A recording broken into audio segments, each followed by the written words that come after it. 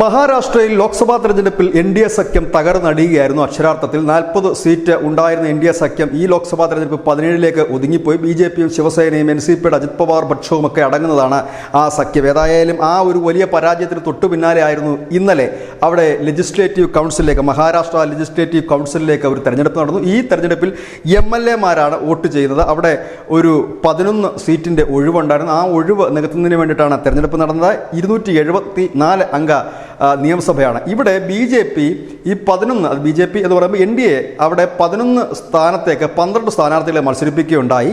ആ ഒരു തെരഞ്ഞെടുപ്പിൽ ബി.ജെ.പി 11-ൽ 9 സീറ്റ് നേടുകയുണ്ടായി. ഇപ്പോൾ പുറത്തു വരുന്ന മറ്റൊരു വാർത്ത, ഇതിൽ വലിയൊരു ക്രോസ് വോട്ടിംഗ് നടന്നു. അങ്ങനെയാണ് ബി.ജെ.പിക്ക് ഒരു വലിയ വിജയം നേടാൻ കഴിഞ്ഞത് എന്നാണ് ഇപ്പോൾ പുറത്തു വരുന്ന വാർത്ത.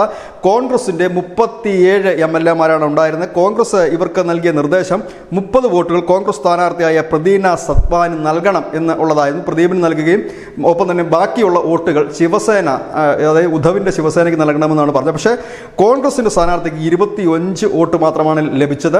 ഒപ്പം തന്നെ അത് മുൻഗണനാ വോട്ടുകളാണ്, ആ വോട്ടുകളാണ് ലഭിച്ചത്.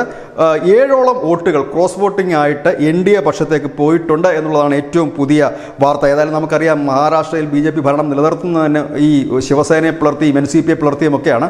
ഇപ്പോൾ ഇതാ ലെജിസ്ലേറ്റീവ് കൗൺസിൽ തെരഞ്ഞെടുപ്പിലും അത്തരത്തിലുള്ള ഒരു അട്ടിമറി തന്നെയാണ് ബി.ജെ.പി നടത്തിയിരിക്കുന്നത്. അതോടുകൂടി തന്നെ ബി.ജെ.പിയുടെ ഈ ഒരു അട്ടിമറി അല്ലെങ്കിൽ ഈ ക്രോസ് വോട്ടിംഗ് ചെയ്ത ആ എം.എൽ.എമാർ സംശയത്തിനിടയിലായി, കോൺഗ്രസ് പ്രതിരോധത്തിലായി. ഒപ്പം തന്നെ ബി.ജെ.പി വീണ്ടും ആ പണി തുടരുന്നു എന്ന് തന്നെ ഒരു വിമർശനവും ഉയർന്നിട്ടുണ്ട്. ഏതായാലും ബി.ജെ.പിയെ സംബന്ധിച്ച് മഹാരാഷ്ട്രയിൽ അവരുടെ ഒരു വലിയ തകർച്ചയ്ക്ക് ശേഷം ലഭിച്ച വലിയ വിജയമാണ് 11-ൽ 9 സീറ്റ്. മിസ്റ്റർ